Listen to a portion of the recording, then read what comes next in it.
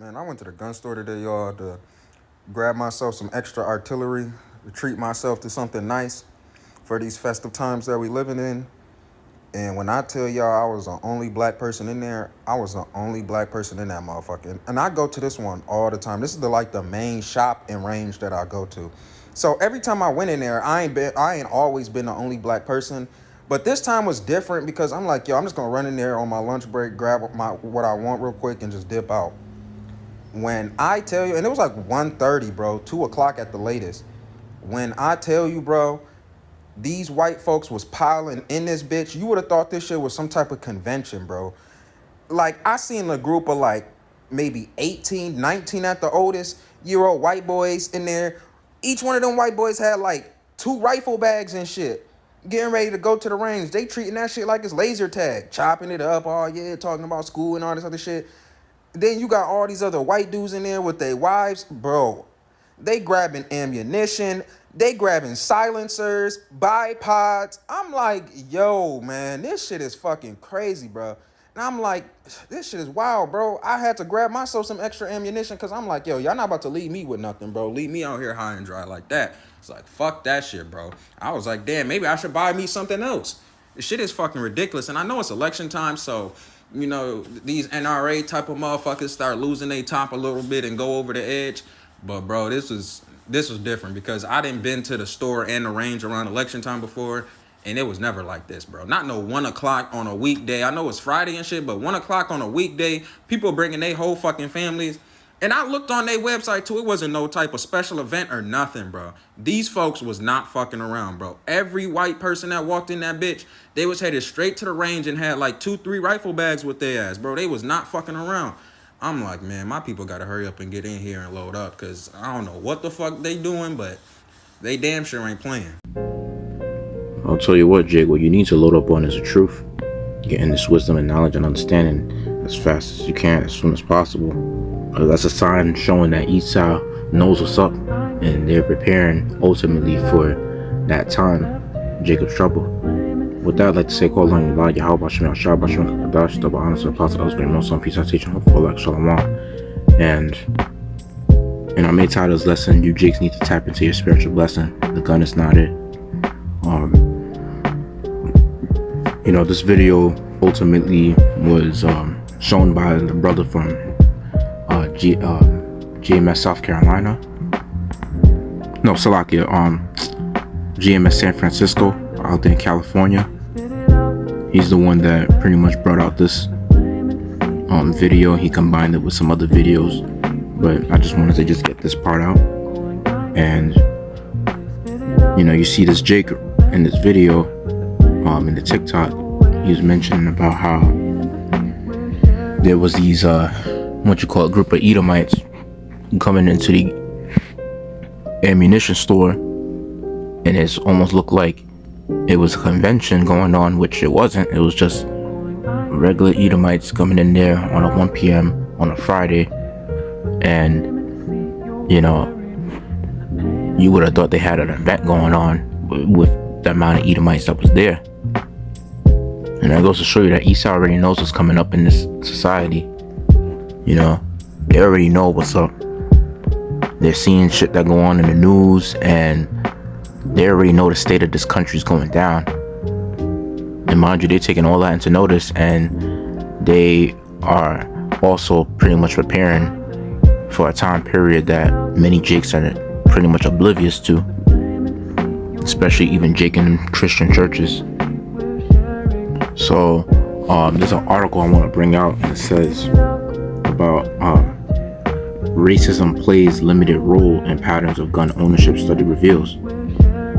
So going back to responding to what that Jake was saying in the TikTok, this is a reason why our people can't load up on the ammunitions like that, and they can't buy as much guns as Esau can buy. So clearly you see the US pretty much puts an embargo on what Jake could get in terms of gun ownership, what type of guns they can buy. We gotta go through all these documentations and all this shit. You gotta go through registering and all this nonsense you have to go through just to even get legal ownership of a gun. All these background checks, and if you're a felon, you best believe they make it hard for you to get that. Whole bunch of nonsense. But it clearly shows you right there that, the Most High did this for a reason, because this is all Esau's blessing. And it says, a new study co-written by Margaret Kelly, professor of American Studies, examines the complex relationship between racism and gun ownership. Credit iStock, Monday, February 19, 2024, by John Nickham. It says, Lawrence few subjects are more emblematic of the division in American society than race and gun control. Margaret Kelly, professor of American Studies at the University of Kansas, examines the complex and often counterintuitive relationship between the two in a new paper titled, in quote, Cognitive and Apathetic Racism and Patterns of Gun Ownership and Gun Control Attitudes. The results suggest that racism, including fear of other races, is not associated with gun ownership. However, cognitive and apathetic indicators of racism influence gun control attitudes for at least some white individuals. The research appears in Sociological Inquiry, in quote, the connections between racism, racial attitudes, gun ownership, and gun control policies are complicated, Kelly said. Historically, gun ownership has been racialized and largely restricted to white men. Protection from other people is a major reason for gun ownership, especially handguns. Crime has been racialized such that many whites perceive crime to be likely to be committed by people of color. Given these issues, among others, she said, racial attitudes may influence viewpoints about rights to carry weapons in public, along with restrictions on controlling access to them. Co-written with Amy Nielsen and O'Shea Johnson of the University of Miami and Christopher Ellison and Brian Gervais of the University of Texas at San Antonio. This research utilizes data gathered from Kelly and Ellison's Guns in American Life survey of 2018, Qualtrics Run survey featuring input from more than 3,000 respondents, explores numerous considerations that shape experiences and stances concerning firearms. Kelly said that most guns are owned by everyday average people and used for normal lawful purposes. Very few guns have ever been involved in criminal activity, and only a small percentage will ever be linked to accidents, suicides, or other forms of gun violence. Additionally, as noted in her survey, gun ownership in the U.S. is extremely common. At least 40% of households and 30% of adults own some type of firearm. And quote, lots of people own guns and some people own lots of guns, she said. And quote, in our data, any initial association between racism and gun ownership is accounted for by other factors. Quite possibly political ideology plays a role here, although identifying the precise reasons for the disappearance of significant racism effects in our gun ownership models would require additional investigation. One of the contributions of this research is her team's use of novel measures of racism. Some of the more conventional measures, particularly the Standard Racial Resentment Index, are subject to numerous criticism, but this new approach assesses racism, especially with the cognitive and apathetic racism measures, and goes beyond simply considering perceptions of racial bias. Cognitive racism is the awareness of racism or lack thereof, while apathetic racism is lack of empathy toward the issue. Let me see. Kelly also notes that racism has long been associated with other issues potentially linked to crime, including attitudes toward capital punishment and views about police use of force. Although white men have generally been the primary gun owners in the U.S., this pattern has been changing, and that change has accelerated since the COVID-19 pandemic. More women and more minorities have joined the ranks of gun owners than ever before, she said. Are racists more likely to be gun owners, or conversely, are gun owners more likely to be racist? Contrary to some other scholars, our research showed that white people who hold racist attitudes are no more likely than those who do not to own guns, Kelly said. We did not examine the question of are gun owners more likely than non-owners to be racist. What did we investigate? What we did investigate, Slakia, and what is whether people who do hold more negative racial attitudes are more likely to oppose gun controls and to support concealed carry policies. We found support for this included among both gun owners and non-owners. I'm just going to read the last paragraph right here. It says, acknowledging and working toward understanding the implications of racism for various types of attitudes and behaviors in our society is important, she said, and our work in this paper is simply one step toward that broader goal. And without further ado, I'll bring us the scripture, Lord will it make this less edifying. And this is the first precept I'm bringing out. It says Jeremiah 17, and I'm going to start at verse 5. It says, thus saith the Lord, cursed be the man that trusteth in man and made of flesh his arm, and whose heart departeth from the Lord. For he shall be like the heath in the desert, and shall not see when good cometh, but shall inhabit the parched places in the wilderness, in a salt land, and not inhabited. Verse 7, blessed is the man that trusteth in the Lord, and whose hope the Lord is. He shall be as a tree planted by the waters, and that spreadeth out her roots by the river, and shall not see when heat cometh, but her leaf shall be green, and shall not be careful in the year of the drought, neither shall cease from yielding fruit. And that's the thing about this truth, is that like when you come into the understanding of this truth, you understand that like the guns and the sword basically, which is a carnal blessing of Esau, that's something that's completely tangible. That's something that could be taken away from you, something that could be tampered with basically. You see, one thing about a gun is that a gun can malfunction. A gun could pretty much get jammed, runs out of ammo. But when it's coming to like this spiritual power, of course this word is naturally spiritual power in the sense of breaking people's thoughts mentally, and it breaks people that are not meant to get this understanding. It's a discern of thoughts, but at the same time, it's like there's gonna be a visual representation of that spiritual power that's soon to come, because it's not gonna only be you hearing this word. It's gonna be a visual, illustration of the spiritual power, where you're gonna really see, brothers getting active, being as hunters, as it tells you in Jeremiah, the 16th chapter, I believe it's verse 16. And even in Jeremiah 51, it did mention that how the Lord promised that we're his battle axe and weapons of war. And he mentioned that with thee he will break in pieces,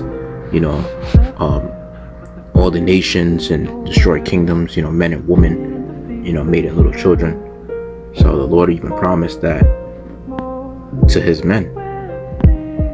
Because right now we're just at the fishing stage of this thing. We're just pretty much gathering the hopeful elect, and once the elect is sealed, then eventually the Lord gonna get busy. That's when all the talking is over, and that's when judgment is just gonna pretty much take place. But you trusting in the sword, man, that's a carnal blessing, and this Jake with dreads, first off, you need to cut them the Julio looking dreads. And you need to pretty much come into the understanding of who you are as a nation of people, and you have no business being in an ammunition store, especially when you see majority of the customers that's there are mainly Edomites. And you see, the thing is that it sounds like from what he was saying that they were trying to buy, pretty much they were trying to like buy out the whole store. He said they were buying all type of silencers, all type of ammunitions and guns. And the fact that he said he felt like he was the only Jake there, that really makes me question, like, at the end of the video, like, why would you still kind of think to yourself that our people will have to load up on the guns, knowing damn well that it's hard for our people to get access to even just a handgun because of the type of legislation and all the stupid ass registration, eligibility, and the background check shit that Esau has you going through just to get a single handgun. If you got one, you got one, you know what I mean? But just don't think it's everything. Just don't think that it's gonna deliver you, because it's really not. And let me bring it back from Genesis. See, as you see in the photo, that's AI generated, by the way. You see the Edomite on the right, which is supposed to be the other way around. He's supposed to be on the left.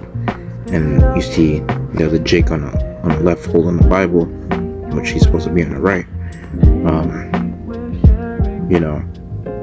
It's a thing where that's how it's pretty much intended for, Jake to have, spiritual blessing, and Esau, of course, having his carnal blessing, which is the sword. And in Genesis 27, let's start at verse 38, when Esau was crying like a bitch, knowing damn well he can't get that blessing that Jake has. So 27, verse 38, it says, and Esau said unto his father, hast thou but one blessing, my father? Bless me, even me also, O my father. And Esau lifted up his voice and wept. And Isaac his father answered and said unto him, behold, thy dwelling shall be the fatness of the earth, and of the dew of heaven from above. And by thy sword shalt thou live, and shalt serve thy brother. And it shall come to pass, when thou shalt have dominion, that thou shalt break his yoke from off thy neck. And Esau hated Jacob because of the blessing wherewith his father blessed him. And Esau said in his heart, the days of mourning for my father are at hand, then will I slay my brother Jacob. So yeah, and of course over time in history they did that form of slaying us by putting us into hardcore captivity, the worst captivity of all time. Our people had to serve during the transatlantic slave trade, and even to this time period, we're still in captivity. And even during our captivity, they pretty much have took away our blessing. Of the understanding this truth. They have pretty much took away our nationality. They stripped it from us, and it tells you that in Micah the 2nd chapter, and of course in Deuteronomy 28. So they really went above and beyond. In Zechariah the 1st chapter also mentioned how they even forwarded the affliction. And in Psalms 83, of course, they worked along with the other nations to cut us off from being a people. They really cut us off from, being a whole nation, to make us feel like we're nothing. And it's like through entertainment, and through our talents, we had to make a name for ourselves. And even then, we were still treated like we ain't shit. And they make no account of our labors at all.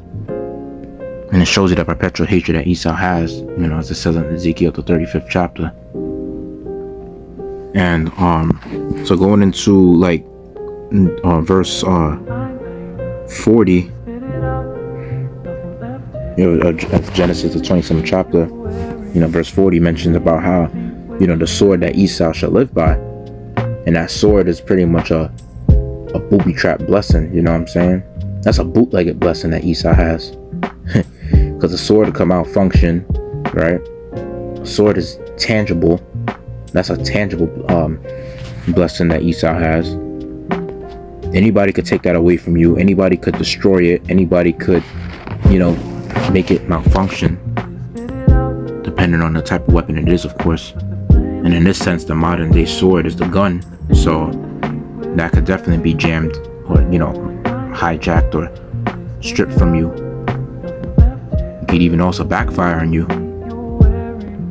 And even certain weather conditions could even affect the weaponry that you have as well, make it seem like it's useless.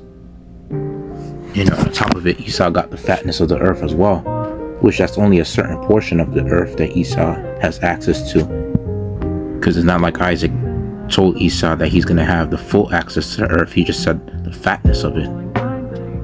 And I'm gonna bring out Isaiah the 31st chapter, and I'm gonna start at verse 1. It says, Woe to them that go down to Egypt for help and stay on horses and trust in chariots because they are many, and in horsemen because they are very strong. But they look not unto the Holy One Israel, neither seek the Lord. So yeah, and this is usually Jake in the world. Like, they think to themselves that because Esau got a strong military system, that Esau, which I don't know if they even watch the news, because the military system is pretty much getting weaker and weaker, seeing that you have LGBTQ people up in the military, and they're gonna have to even force a draft because a lot of people in America feel like they're too entitled to go to war. And you know, it just shows you the state of our people, that they've been too comfortable, even to the point where everything is a meme to Jake and just to the rest of these people on this earth in general. You know, in America mainly, everything is a meme to them. They over here making memes of World War III drafts. They're making joke of what's to come to this country, and it's all fun and games until shit hits the fan, of course. And verse 2 says, yet he also is wise and will bring evil and will not call back his words, will arise against the house of the evildoers and against the help of them that work iniquity. Verse 3, now the Egyptians are men and not Yahweh and not God, and their horses flesh and not spirit. When the Lord shall stretch out his hand, both he that helpeth shall fall, and he that is hoping shall fall down, and they all shall fail together. Right, and that's basically what's gonna happen. You know, they're all gonna fail. Anyone that seems to help, try to push for the society to, you know, anyone that tries to stand up for this government, you're gonna fall down with it. Scripture said, though hand go in hand, everyone that's found with them shall be thrust through and shall fall by the sword. And that's in Isaiah the 13th chapter. And that goes towards you Jakes that want to seem to, you know, love the white man to death, that have that coon black sambo spirit. You want to continue pushing for this unjust system, you're going to go right down with it. And go into verse 3, it says, now the Egyptians are men and not, you know, God. You know, they don't have no power in terms of on a fourth dimensional level. You know, everything, all their military might, you know, from the weaponry that they have, even as far as the AI that the military has, like their nuclear weaponry, all that is just flesh. It's all tangible. You know, it's bound to the third dimensional laws of physics and, you know, third dimensional level of strength, you know. But anything that's fourth dimensional, you know, like the spiritual power, that's way beyond the third dimension's capabilities. That's way beyond any mortal's understanding or comprehension, because there's no limit to spiritual power, the capabilities that you're able to do, you know.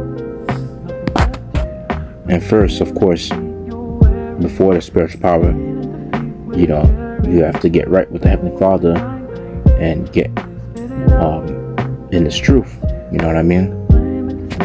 And, you know, seeking the Heavenly Father's, you know, seeking first the kingdom, like the scripture said, and everything else shall be added unto you.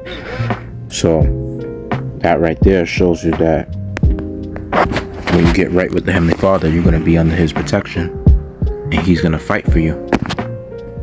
And one more point before I close out, I just want to mention that, like, you know, that carnal blessing, you know, it's pretty much quick, that left hand side energy, you know, it's quick and easily accessible, but it's like, it's limited, and the right hand is far greater. It takes a while for it to manifest, but at the same time, you know, it's gonna basically, you know, overpower whatever's on the left. But part of the right hand side is, you know, patience and suffering that comes along with it. And when you're patient and when you suffer, you know, eventually, you know, you will pretty much overcome. So yeah. And everybody that put their trust in the gun, they're pretty much gonna be put to shame. And they're gonna be confounded. Because scriptures say that woe to them that lose patience. So with that, I hope may let's edify. Let's give all the praise and honor to Adonai Yahweh Bashem Shabbat, give a Shabbat, Shabbat, Kadash, double honor to the Apostle Elsewhere, most of peace, I say, hope for like Shalom.